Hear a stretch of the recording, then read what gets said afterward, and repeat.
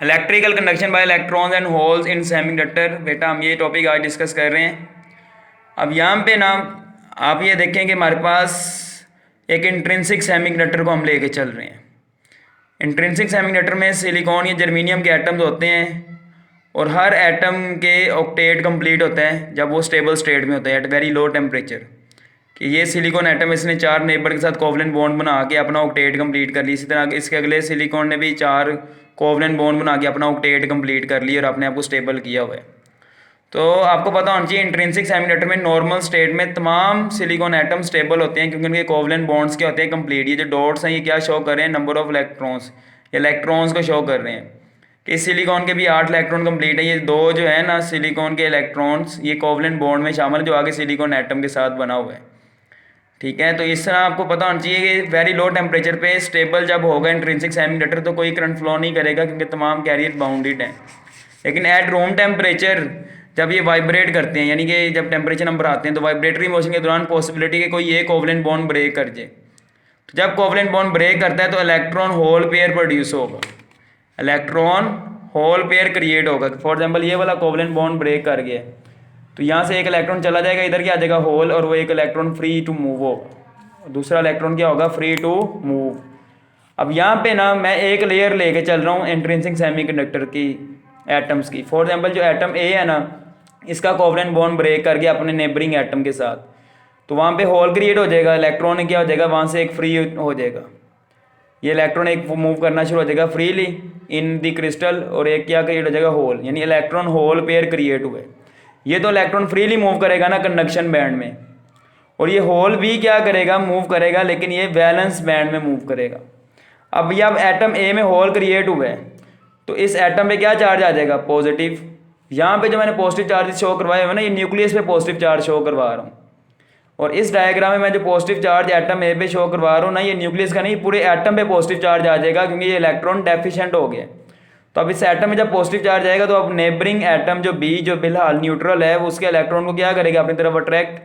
अब जब ये इलेक्ट्रॉन इसको ऑक्यूपाई करेगा तो ये होल एटम ए से किस पे ट्रांसफर हो गया बी पे, और एटम बी का इलेक्ट्रॉन किस पे ट्रांसफर हो गया है एटम ए पे। जब इलेक्ट्रॉन यहाँ से यहाँ पे आएगा यानी जब होल यहाँ से यहाँ पे आ गया एटम बी पे तो यही पॉजिटिव चार्ज एटम ए से किस पे आ जाएगा बी पे।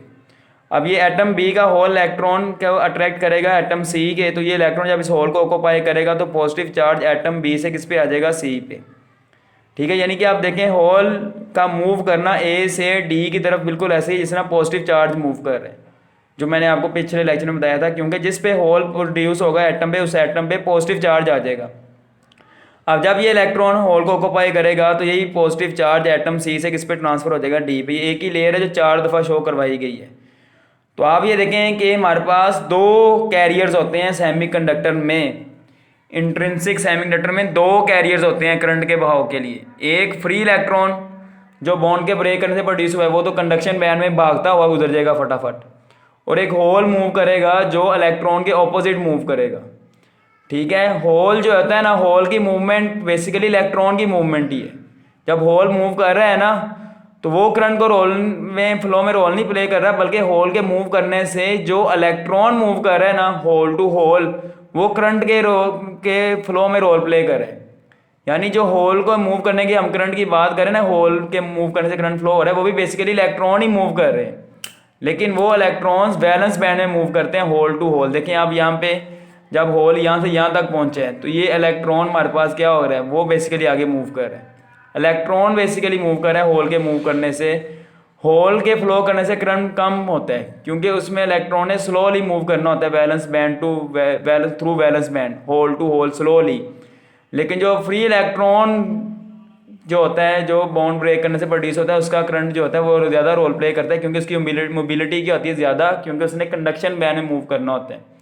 ठीक है, तो as covalent bond breaks electron hole pair created both move in opposite direction and cause current. ये कब ऑपोजिट डायरेक्शन में मूव करेंगे जब मैं इसे बैटरी के साथ कनेक्ट कर दूंगा। जब बैटरी से कनेक्ट करूंगा तो होल किधर जाएगा नेगेटिव प्लेट की तरफ और इलेक्ट्रॉन किधर जाएगा पॉजिटिव प्लेट की तरफ। और बेसिकली होल जब नेगेटिव प्लेट की तरफ मूव कर रहा है तो होल मूव करने से मुराद यही है कि उसके बरक्स एक इलेक्ट्रॉन मूव कर रहा है, जिस तरह यहाँ पे मैंने शो करवाया। ये फ्रीली मूविंग इलेक्ट्रॉन है जो कंडक्शन बैंड में है, और होल के इधर से इधर आने से जो इलेक्ट्रॉन फ्लो करेगा वो वैलेंस बैंड में मूव करेगा स्लोली। दोनों बेसिकली इलेक्ट्रॉनिक करंट का ही वाइस बन रहे हैं और वो ऐड करके हमें क्या प्रोड्यूस करते हैं, नेट करंट। अब आपको ये पता होना चाहिए, ये जो मैंने यहाँ पे केस शो करवाया ना कि एटम ए के होल को एटम बी के इलेक्ट्रॉन ही आके ऑक्यूपाई की है और बी के इलेक्ट्रॉन को के होल को एटम सी के ही इलेक्ट्रॉन आके ऑक्यूपाई किए, ज़रूरी नहीं है कि इतना सिंक्रोनाइज ये दोनों मूव करें। ठीक है, ये रैंडमली बेसिकली अगर आप बैटरी से हम कनेक्ट ना करें तो रैंडमली कोई भी इलेक्ट्रॉन आगे होल को ऑक्यूपाई कर सकता है। इसलिए बैटरी की गैर मौजूदगी में इलेक्ट्रॉन होल पेयर क्रिएट भी हो जाए ना तो कोई करंट फ्लो नहीं करता, क्योंकि नेट फ्लो जीरो होता है, क्योंकि randomly electron hole pair move कर रहे होते हैं। ये इलेक्ट्रॉन फ्रीली जो मूविंग है ये भी रैंडमली मूव कर रहा होगा और होल को भी रैंडमली मूव करेगा। होल को जिधर से मर्जी इलेक्ट्रॉन आगे ऑक्यूपाई कर लेगा तो कोई नेट करंट प्रोड्यूस नहीं होगा। लेकिन हम जब बैटरी से जो कनेक्ट करेंगे तो फ्रीली मूविंग जो इलेक्ट्रॉन है वो एक डायरेक्शन में मूव करेगा सिर्फ, from negative to positive plate, और होल भी मूव करेगा एक पर्टिकुलर डायरेक्शन में from positive to negative plate. और होल बेसिकली जब पॉजिटिव नेगेटिव प्लेट मूव कर रहा है बेसिकली उसके मूव करने से इलेक्ट्रॉन मूव कर रहा होता है ऑपोजिट डायरेक्शन में। बस फर्क ये है कि वो वैलेंस बैंड में मूव कर रहा होगा और दोनों मिल के हमें क्या प्रोड्यूस करते हैं, दोनों का करंट एड अप हो गया हमें नेट करंट प्रोवाइड करता है थ्रू सेमीकंडक्टर। ठीक है, तो आज का ये टॉपिक यहाँ पे कंप्लीट होता है। इंट्रिंसिक सेमीकंडक्टर में इलेक्ट्रॉन और होल दोनों मिलकर करंट फ्लो करवाते हैं, जबकि अगर सिंपल एन टाइप या पी टाइप सेमीकंडक्टर हो तो एन टाइप में सिर्फ मूव करते हैं इलेक्ट्रॉन्स और पी टाइप में होल्स, जबकि इंट्रिंसिक में दोनों मूव करते हैं।